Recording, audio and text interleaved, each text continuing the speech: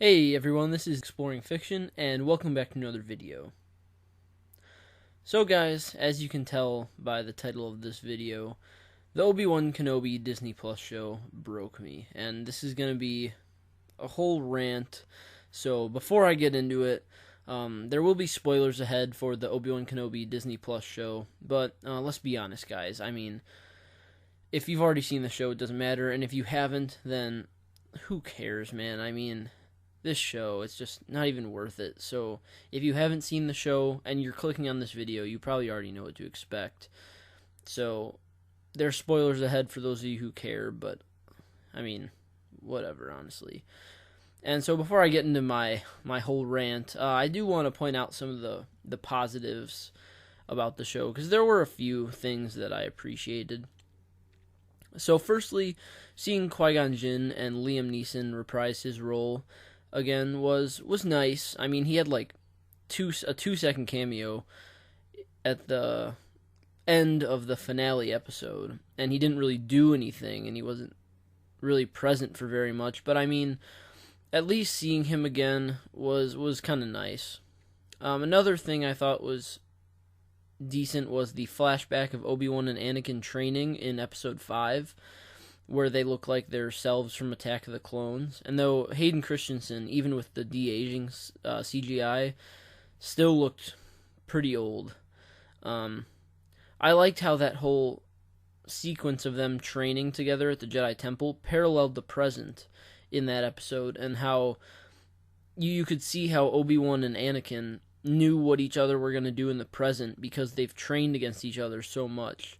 So when Obi-Wan and Vader are like making moves and counter moves in the present, it's almost like that flashback to them training is showing like how they used to fight each other and why they're so effective against each other now. And so I appreciated that little bit. So the next positive I had was the spectacle of Obi-Wan and Vader in their final fight. So yeah, they were on another boring, darkly lit rock planet, but the red and blue contrast from their lightsabers was kind of cool. And that whole fight, I guess it was entertaining. I thought it was really unnecessary, and we'll get to that later, but I at least thought that it was entertaining. And that whole line that Vader said about how he killed Anakin, Obi-Wan didn't. That was really the build-up of the series. And that line alone salvaged the last episode to be watchable for me. However, I still don't think this series should have even been made, but that little line was cool. And finally, I have to give some credit for one of Reva's moments, because I had a lot of problems with Reva, but we'll get to those later as well. But the little moment of her in the finale not being able to kill Luke, because then she would end up exactly like the person she hates, being Vader, who tried to kill her on Order 66, was, it was the very logical conclusion for her character arc, quote unquote. But, you knew what Disney was going to do. They were going to make her the hero, of course. But, that little bit of writing and that parallel between her and Anakin was I'll give them props. That was good, even if it was a little obvious that that's where they were heading. But now, guys, what you've all been waiting for, my section on the negatives of this show. And this is probably going to be a little less organized, because it's definitely going to be a rant. Because, guys, this show just broke me. And let me explain why. So I grew up with the prequels. I watched the original trilogy first, but I really grew up in the time period of the prequels, and especially Revenge of the Sith, I just loved. I loved all three of them growing up, to be honest, but I grew up with the prequels, and so Ewan McGregor as Obi-Wan Kenobi and Hayden Christensen as Anakin Skywalker were just the best, and I watched their on-screen adventures in awe, and I really just grew up with these characters, and so I'm really deeply connected with them. And so to see them treated the way they are, especially Obi-Wan in this show, it just broke me. It's just I couldn't forgive it. I watched the first 3 episodes, and upon watching it, I just knew that the show wasn't going to treat them with respect, and I was right. My eyes were rolling from the first episode on. And so one of the main things that I found just terrible was, one, I don't think the show should have happened in the first place. Now, like, there's a lot of debate among Star Wars fans whether there should be a show or a movie or anything covering this time period for Obi-Wan between Revenge of the Sith and A New Hope. But I'm one of those people who thinks that they should have just left it alone, in my opinion, because Obi-Wan should just be sitting on Tatooine, watching over Luke from a distance, and just training with Qui-Gon, the Force Ghost. And I don't think there's really much more to say than that about this time period and this character as far as story goes. So for me, it makes sense for this story to never have happened, and I just think Disney trying to make this story, all the things they did are just, they're trying to weave it into the continuity and canon the wrong way, and they don't have enough ties from the source material, being Revenge of the Sith and A New Hope, to weave it in correctly. So especially the duels and the meetings between Vader and Obi-Wan in this show, I personally, I don't know how many fans agree with me on this, but I think it makes much more sense in the continuity and makes it cooler that if Obi-Wan and Vader didn't meet all the way from Mustafar until the Death Star.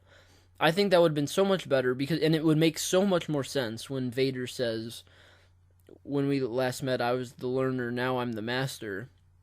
And when he's, feeling through the Force Obi-Wan's presence, and you can tell, he says it's like a presence I haven't felt since, and he pauses. And yeah, so there's a little wiggle room there, but I just think in the continuity, it would be great if they hadn't met in like 30 years or whatever, 20, 30 years, whatever the official timeline was between Revenge of the Sith and New Hope. I just think that would make more sense and make for a more satisfying duel on the Death Star between them.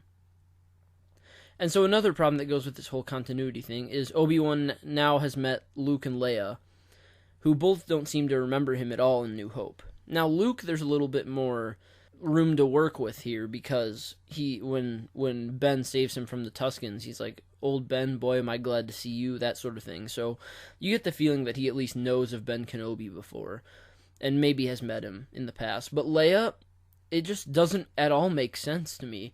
When she sends the message that eventually gets to Obi-Wan through R2 about saying, you served my father in the Clone Wars, it sounds not at all personal, and I don't think it should, but this show makes it seem like it should, because Obi-Wan and Leia suddenly had this whole adventure, this whole 6-episode adventure, and you think they would be pretty good friends from that now.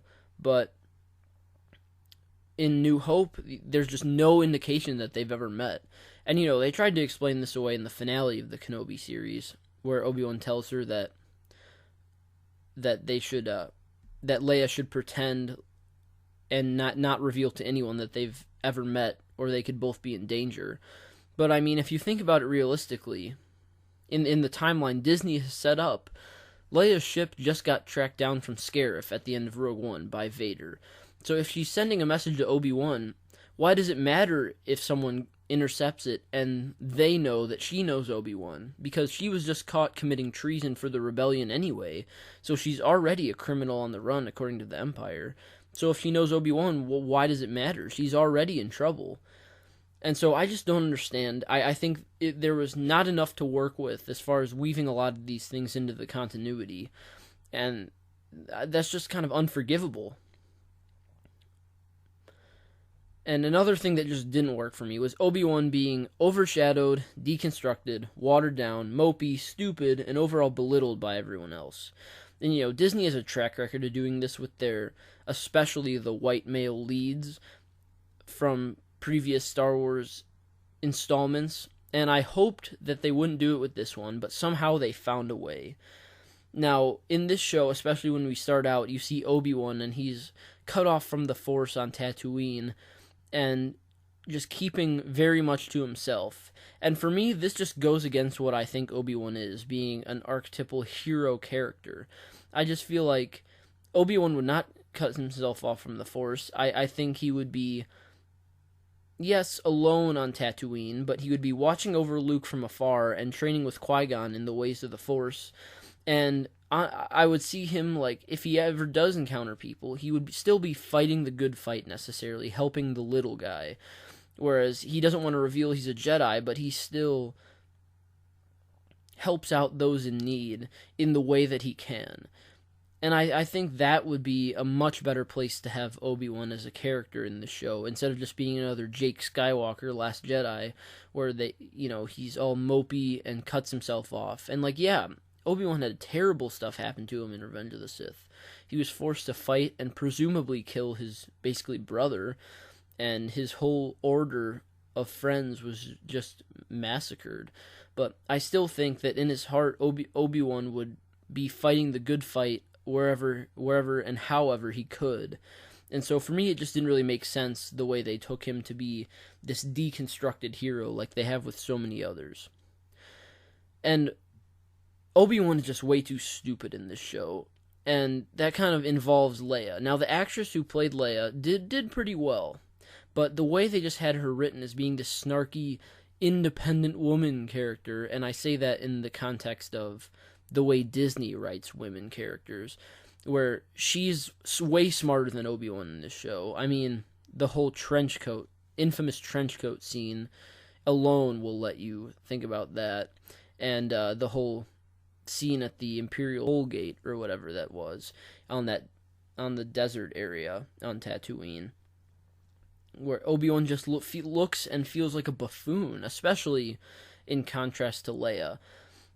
And so it's just that is the most unforgivable part to me. Like if they made a good show and it was still kind of iffy as far as canon and continuity, that's one thing, but they just made Obi-Wan just not a hero anymore, or a broken hero. And I don't like who at this point wants to see more broken hero stories. I think we need the opposite. We need more aspirational hero stories. And so I just could not forgive what they did to Obi Wan Kenobi in this show in that way. He's the type of guy, like Luke Skywalker, who should always be looking to do good wherever he can, even when things are at its worst in the world around him. And so, of course, in this section of the negatives of the show, I have to mention the little chase scene in Episode 1 with Leia, the young 10-year-old girl or whatever, outrunning 3 adult bounty hunters through a forest. Stupid. And it was filmed terribly. I mean, if you want to see chase scenes where kids outrun adults, that's happened before. I mean, I just rewatched Prince of Persia yesterday, a highly underrated movie, by the way. But that has a chase scene in it where a kid outruns adults, and it looks good. But in this show, not only did it show you how unrealistic it probably would be, it was filmed terribly, so it was even less believable than you would possibly imagine. And then moving on to more Vader-focused stuff, Vader should have killed Reva like 3 separate times in this show. I mean, everyone knows it. Come on, people, we know it's true. Reva should have been killed by Vader like 3 times for disobeying his orders, or, stuff like that. And we've seen Vader be ruthless before. I mean, in Empire Strikes Back, he kills his subordinates just for failing him once. And Reva went against his orders or failed him at least 3 times in this show, and she wasn't killed a single time. And so another thing to go along with Reva was, of course, she had to save the day in the end. I mean, this show was titled Obi Wan Kenobi, but let's be honest, Reva was the driving force, because Disney made it so. And Reva, of course, went after Luke Skywalker, and let's forget about how convenient it was that she figured out from a broken hologram that Luke Skywalker was Anakin's son, who also happens to be on Tatooine at the Lars homestead. I mean, yeah, we'll brush over that because that's just too much. But, I mean, Reva goes to Tatooine, fights the Owen and Beru Lars, and gets to Luke, knocks him out, and then decides not to kill him, and instead brings him back to the homestead, and Obi-Wan treats her like a hero. I mean, to me, this is exactly like what they did in Falcon and Winter Soldier, where Falcon carried the main antagonist down after she sacrificed herself and proclaimed her a hero. I mean, the whole idea of her being a Padawan at the Jedi Temple during Order 66, yeah, that was neat.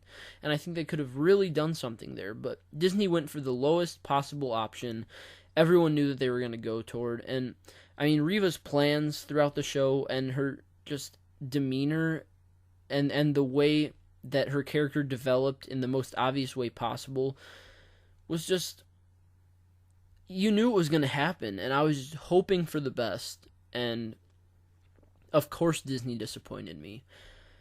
So yeah, Obi Wan Kenobi, the Disney Plus show, this really put the nail in the coffin for me for Star Wars. You know, I always see comments online where people are saying, like, Star Wars is dead to me, especially after blank. And, you know, Last Jedi was a big hit for me. It just took me a while to figure out how much I disliked Last Jedi. And, like, Book of Boba Fett was bad as well, and all these things keep piling up. But I never really understood, like, how you can feel dead inside when it comes to Star Wars, because there's always, like, something at least to grab onto. But really, this show finally showed me what that feels like. And it's because they took one of my favorite characters, one of my heroes growing up in fiction, Obi Wan Kenobi, and they just utterly destroyed him, made him a bumbling buffoon who is a broken hero who you feel like doesn't ever really regain his hero demeanor or status, and who just takes orders from everyone else, is not the real main character of his own show, and is just absolutely purposely undermined at every single turn. And so for that, this show for me was unforgivable, and it really is making me think about not ever watching anything Disney Star Wars ever again, and instead just going back to the original 6 movies that I really love and can enjoy upon every watch. So guys, let me know below what you thought about Kenobi with a comment. I would love to hear it. Leave a like if you enjoyed this video. Subscribe if you're new. I would love to have you. And like always, I will see you next time.